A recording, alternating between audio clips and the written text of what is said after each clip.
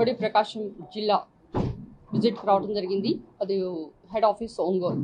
So ఈరోజు మరి SC corporation ఆఫీస్లో రివ్యూ మీటింగ్ చేస్తూ మరి ఈరోజు ఎస్సీలకి దళితులకి మనం ఎలాంటి పథకాలు అందజేశాం,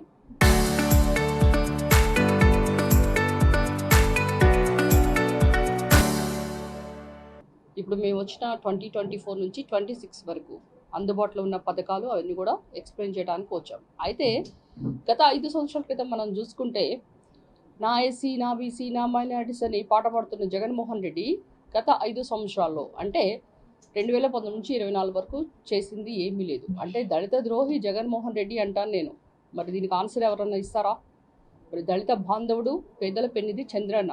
ఎందుకంటే మీరు కనుక గమనిస్తే 2014 నుంచి 2019 వరకు అంటే 7.5 లక్షల కోట్లు బడ్జెట్ పెట్టిన చంద్రబాబు గారు మరి మనకి 40,000 కోట్లు సప్లై నిధులు ఇచ్చేసి ఎస్సీస్కి ఎంతో ఉన్నతి పథకాలు ఇచ్చారు. బెస్ట్ అవైలబుల్ స్కూల్స్ అయితేనేంటి, తర్వాత చాలామందికి ఎస్సీస్కి రావాల్సిన కార్లు, ఇన్నోవా కార్లు, స్వయం ఉపాధి పథకాలు, తర్వాత దళితులు ఎవరైతే చదువుకొని వాళ్ళ అట్టడుగు ప్రాంతాల్లో ఉండి వాళ్ళు ఎవరైతే డ్రౌన్డ్ ఇన్ పీపుల్ మన ఉపాధి హామీ చెయ్యాలి అంటే వాళ్ళకి కావాల్సిన పథకాలు అంటే విదేశీ విద్య అయితేనేంటి, చాలామంది విదేశాల్లో చదువుకున్న వాళ్ళకి మరి ఎన్టీఆర్ విద్యోన్నతి పథకం ద్వారా తర్వాత వాళ్ళకి బెస్ట్ అవైలబుల్ స్కూల్స్తో పాటు మరి వాళ్ళకి భూ కొనుగోలు పథకం ద్వారా అంబేద్కర్ కళలను సాకారం చేశారు. మనకి ఎస్సీలు రాజకీయంగా, ఆర్థికంగా, సామాజికంగా ఎదగాలంటే వాళ్ళు బాగా చదువుకోవాలి, బాగా ఎదగాలనే ఉద్దేశంతో చాలామందికి యూజీ నుంచి పీజీ వరకు బెస్ట్ పథకాలు ఇస్తే దాని జియో నెంబర్ 117తో తీసుకొచ్చి దాన్ని నొక్కేశారు. ఈరోజు మీరు గమనిస్తే చాలామంది ఎస్సీస్కి 200 యూనిట్స్ ఫ్రీ కరెంట్ ఇస్తానని జగన్మోహన్ రెడ్డి గారు చెప్పి తర్వాత ఎన్నికల తర్వాత ఎవరైతే ఎస్సీ కుటుంబాలు మరి కాలనీలో ఉంటేనే వాళ్ళకి ఇస్తానని చెప్పి సగానికి సగం నొక్కేశారు. మరి అమరావతి అనేది పెద్ద సబ్జెక్ట్, ఎందుకంటే మన నవ్యాంధ్రకి రాజధాని అమరావతి. సో అమరావతి 5 దళిత నియోజకవర్గాల దగ్గర ఉంటే దాన్ని కాస్త కొల్లగొడ్చారు, పోలవరం అటకెక్కించారు. మరి చాలా 27 ఎస్సీ సప్లై నిధులు అయితేనేంటి సంక్షేమ కార్యక్రమాలను రద్దు చేసేశారు. ఆయన ఇచ్చిన 9.5 లక్షల కోట్ల బడ్జెట్లో 30,000 పైన మనకి శాంక్షన్ చేసి ఆ తర్వాత అమౌంట్ అంతా కూడా సప్లై నిధులను నవరత్నాలు అంటూ నవమోసాలు చేసేసి చాలా డైవర్ట్ చేసేసి ఎస్సీస్కి ఏ విధంగా పైకి మాత్రం నా ఎస్సీ, నా బీసీ అనుకుంటూ వాళ్ళని ఓట్ బ్యాంక్గానే వాడుకొని తర్వాత తన ఇనుపబాధాలతో ఎలా తొక్కేసాడో మీరు గమనించారు. ఈరోజు మీరు గమనిస్తే ఎస్సీస్కి మనం ఎన్ని పథకాలు ఇచ్చామో ఒకసారి చూడాలి. ఎస్పెషల్లీ ప్రకాశం జిల్లాలో మనము 2024 నవంబర్న 109 మందికి 1.6 crores అంటే ఉన్నతి పిఎం అజయ్ ఉన్నతి పథకం ద్వారా మనం శాంక్షన్ చేశాం. 2020-26లో యాక్షన్ ప్లాన్ మీరు చూస్తే పిఎం అజయ్ ఉన్నతి పథకం ద్వారా 280 మందిని లబ్ధిదారుని మనము ఐడెంటిఫై చేసి వాళ్ళకి 4 crores ఇచ్చాం. ఇక ఎన్ఎస్కేఎఫ్టీసీ, ఎన్ఎస్ఎఫ్టీసీ ఈ లోన్స్ రికవరీ అనేది చాలా కష్టమైపోయింది. ఎందుకంటే జగన్మోహన్ రెడ్డి గారు ఎవరైతే 2014 నుంచి 19 వరకు ఇన్నోవా కార్లు తీసుకున్నారో జేసీబీస్ వాళ్ళ దగ్గర ఒక్క పైసా కూడా కలెక్ట్ చేయలేదు. దాని ద్వారా మనకి సెంటర్లో చాలా ప్రాబ్లం అయింది. సో మనకి వాళ్ళ లోన్స్ ఆగిపోయినాయి. కానీ ఎస్సీ లోన్స్ ఆగిపోయినాయి ఇవ్వట్లేదు అని అందరూ ప్రచారం చేశారే తప్పితే ఆ లోన్స్ ఎందుకు కలెక్ట్ చేయలేదని జగన్మోహన్ రెడ్డి గారిని ఒక్కళ్ళు అడిగినా దాఖలు లేదు. వీరు కనుక గమనిస్తే 780 యూనిట్లు తీసుకొని దానికి కాను 26 కోట్లు మనము బకాయిలు ఉన్నాం. అందులో ఇప్పుడు మనకి 42 లోన్స్కి 75 లక్షలు పే చేశారు. అంటే ఏంటంటే ఇంకా బకాయిలు ఉన్నాయి. మనకు టోటల్గా స్టేట్ మొత్తం కూడా 360 కోట్ల పైన ఉంటే దాన్ని ఇప్పటి వరకు మనం 151 కోట్లు అన్ని జిల్లాల నుంచి కలెక్ట్ చేసి త్వరలో ఈ ఎస్సీ సప్లై నిధులైతేనేంటి మీకు అందరికీ తెలుసు మన రాష్ట్ర బడ్జెట్లో 361 కోట్లు శాంక్షన్ చేశారని. అండ్ గురుకుల పాఠశాలల్లో మళ్ళా 10% ఫీజెస్ పెంచాము. తర్వాత 3 ఎక్సలెన్సీ సెంటర్స్ కూడా వచ్చినాయి. అంటే అది అమరావతిలో తాడికొండలో ఒకటి, తర్వాత తిరుపతి కోట దగ్గర, తర్వాత వైజాగ్లో మధురవాడ. సో ఈ ప్లేసెస్లో అందరు ఎవరైతే చదువుకోవాలనుకున్న వాళ్ళు, ఇంజనీర్స్ కావాలన్న వాళ్ళు, డాక్టర్స్ కావాలన్న ప్రతి ఒక్క యువత కూడా వాళ్ళందరూ జాయిన్ అయ్యి వాళ్ళకి జేఈఈ తర్వాత నీట్లో కూడా వాళ్ళకి తర్ఫీదు ఇచ్చి వాళ్ళందరినీ కూడా మంచి ఐఏఎస్ ర్యాంక్స్ కొట్టే మాదిరిగా తర్వాత వాళ్ళు డాక్టర్ సీట్స్ కొట్టే మాదిరిగా వాళ్ళకి తర్ఫీదు ఇస్తాం. అయితే ఈ మధ్య మీరు గమనిస్తే 52 మందికి యూపీఎస్సీ ట్రైనింగ్ కొరకు మేము ట్యాబ్స్ ఇచ్చాం. సో తద్వారా ఏంటంటే ఎవరైతే చదువుకొని కలెక్టర్స్ అవ్వాలి, ఎందుకంటే పని పిల్లలుగానే ఉండాలా, డ్రైవర్ పిల్లలు డ్రైవర్లాగానే ఉండాలా, అలా కాదు. ఎస్సీస్ అంటే ఇంకా చదవాలి. ఎందుకంటే డాక్టర్ బిఆర్ అంబేద్కర్ గారు అంటారు, ఎడ్యుకేషన్ ఈజ్ ఫర్ ఆల్. ఇక్కడ కుల మత భేదాలతో ఎడ్యుకేషన్ ఉండదు, అందరూ కలిసి చదవాలి, బాగా చదవాలి. ఎప్పుడైతే ఎస్సీస్ బాగా చదువుతారో వాళ్ళకి అప్పుడు సమాజంలో గౌరవం తగ్గుతుందని చెప్తారు.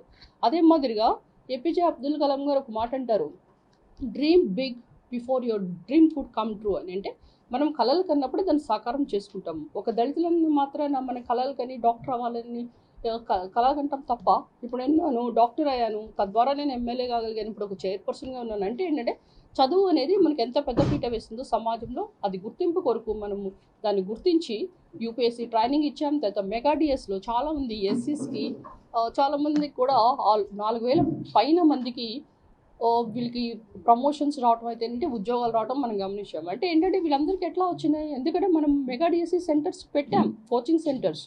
అండ్ ఇంకా మీరు చాలా విషయాలు ఇక్కడ చూడాలి. ఎందుకంటే మనము ఈ యొక్క రివ్యూ మీటింగ్లో డీమార్ట్ సెంటర్ దగ్గర కూడా ఒకటి ల్యాండ్ ఉంది, అది మున్సిపల్ కార్పొరేషన్ది. అది కనుక ఇస్తే దాన్ని కూడా అప్గ్రేడేషన్ చేస్తామని చెప్పాం. అంతేకాకుండా ఇక్కడ కృష్ణ థియేటర్ దగ్గర, గోపీకృష్ణ థియేటర్ దగ్గర, ఒంగోలు దగ్గర 1.2 crores, అంతేకాకుండా కనిగిరిలో ఉన్న ఒక ఓల్డ్ బిల్డింగ్ కూడా డిస్మాండ్లింగ్ చేసి దానికి 50 lakhs తర్వాత, అండ్ బాపట్లలో ఉన్న న్యూ కన్స్ట్రక్షన్ కాంప్లెక్స్ అట్ బట్టిప్రోలో దీనికి 41 లక్షలు, వెరసి 2,11,00,000 ఈ అమౌంట్ కూడా శాంక్షనింగ్ కొరకు పెట్టడం జరిగింది. ఇక మీరు కొన్ని డిస్మాండ్లింగ్ అయిన షాపింగ్ కాంప్లెక్స్ ఉన్నాయి, వాటికి కూడా రెనోవేషన్ కొరకు మనము అమౌంట్స్ కూడా శాంక్షన్ అయినాయి. త్వరలో ఇప్పుడు అవన్నీ కూడా కన్స్ట్రక్షన్ అయినాయి, మనం వెళ్ళి అది చూడబోతున్నాం. అంటే మనము ఏదైతే మాట ఇచ్చామో, ఎక్కడైతే షాపింగ్ కాంప్లెక్సెస్ చాలామంది మనం షాపింగ్ చేయాలంటే ఒక షాపింగ్ కాంప్లెక్స్ బాగా హైఫై సెంటర్స్కి వెళ్తున్నారు. ఈ మధ్య ఎవరు కూడా సపోజ్ కలర్స్ పోయో లేకపోతే పెచ్చులు ఊడిపోయో ఇలా చూడ ఎవరు రావట్లేదు. కనుక ఎస్సీ షాప్స్ కూడా బాగుండాలి, రెనోవేట్గా ఉండాలి, తర్వాత ప్రైవేట్ షాపింగ్ కాంప్లెక్సెస్ మాదిరిగా ఉండాలనే ఉద్దేశంతో మనం దానన్నింటిని కూడా రెనోవేట్ చేశాం. సో కనుక ఏంటంటే ఇవన్నీ కూడా మా ప్రభుత్వం వచ్చిన తర్వాత, ఎన్డీఏ కూటమి ప్రభుత్వం వచ్చిన తర్వాత చేసిన పనులు. ఇక మీరు ఇంకా పలు చోట్ల మీరు ఇక్కడ గమనిస్తే కార్పొరేషన్ నిధులు త్వరగా రావాలి, సో దీని ద్వారా ఎస్సీలకి ఉపాధి పథకాలు వస్తాయి, తద్వారా మేము డౌన్ టు డెన్ పీపుల్ మనము we can go up to the high levels అని చాలామంది కూడా అంటున్నారు. కనుక ఏంటంటే ఈ పథకాలన్నీ రావాలంటే ఫస్ట్ మనము అమౌంట్స్ కట్టాలి.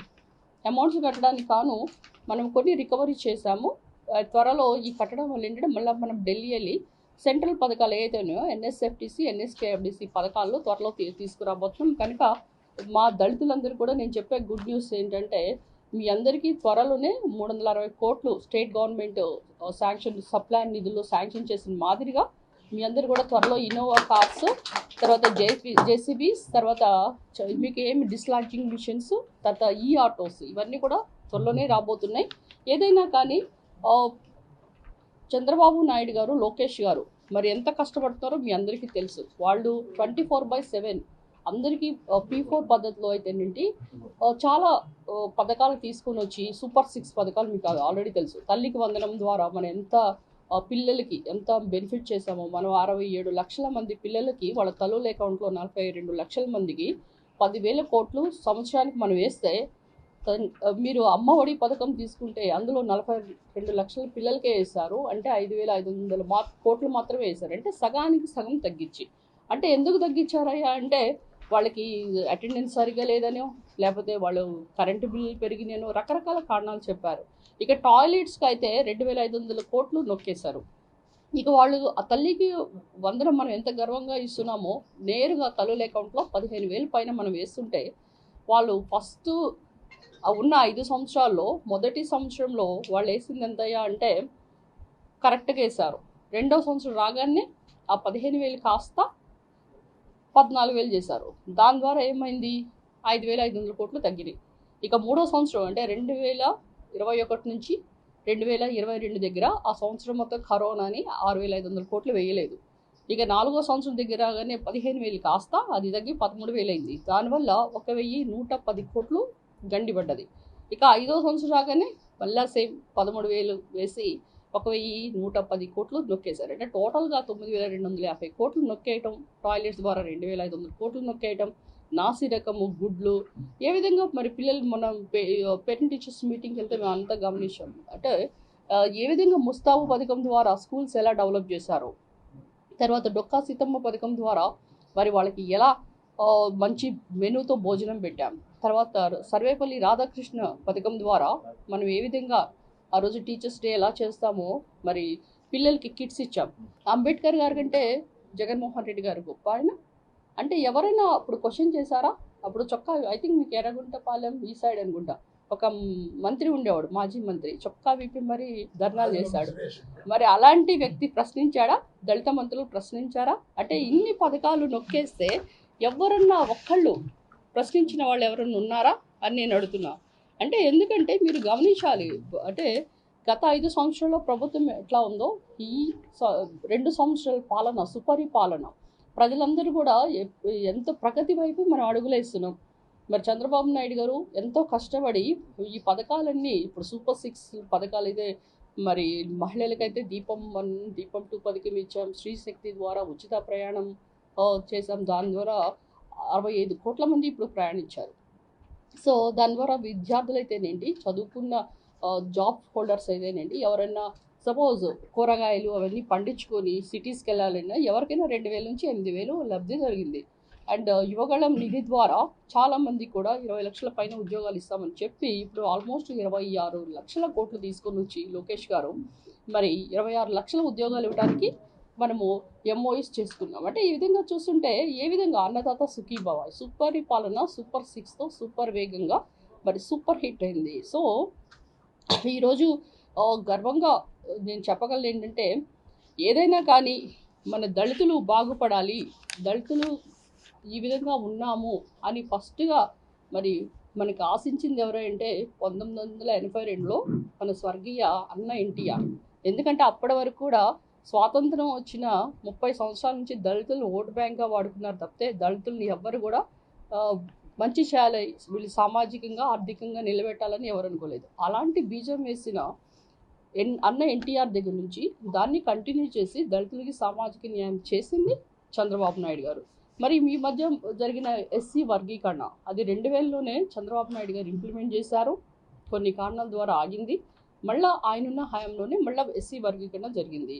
అంటే ఏంటంటే దళితులకు ప్రాధాన్యత ఇస్తూ దళితులకు పెద్దపీట వేస్తూ మరి అన్ని ఎస్సీ కమిషన్ అనేది ఇదివరకు జాతీయ అంటే నేషనల్ లెవెల్లో ఉండేది, కానీ ఇప్పుడు అది స్టేట్ లెవెల్కి వచ్చింది. అంటే ఒక ఎస్సీ కమిషన్ పర్సన్ ఒక ఎస్పీని కానీ కలెక్టర్ని కానీ ప్రశ్నించే అధికారం ఇచ్చారు చంద్రబాబు నాయుడు గారు. కనుక దళితులు మంచిగా ఉండాలి, వాళ్ళకి సామాజికంగా ఆర్థికంగా న్యాయం జరిగిందంటే అది తెలుగుదేశం ప్రభుత్వంలోనే సాధ్యమైంది, అది ఎన్డీఏ కూటమి ద్వారానే లబ్ధి జరిగింది.